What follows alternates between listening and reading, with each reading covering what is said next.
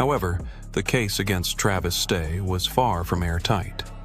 His defense attorneys, led by experienced criminal lawyer Peter Wold, argued that the evidence was circumstantial and that the prosecution had failed to prove beyond a reasonable doubt that Stay was responsible for Joel's death.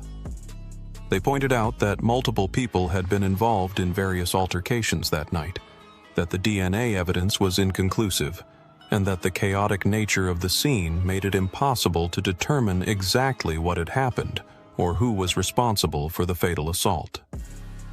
The trial of Travis Stay became one of the most closely watched criminal cases in North Dakota history.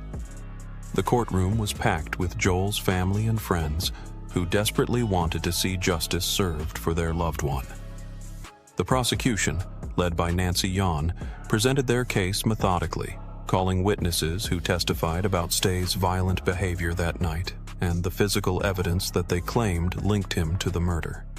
They painted a picture of a young man who had consumed too much alcohol, become involved in multiple fights, and ultimately killed Joel Lovelian in a senseless act of violence.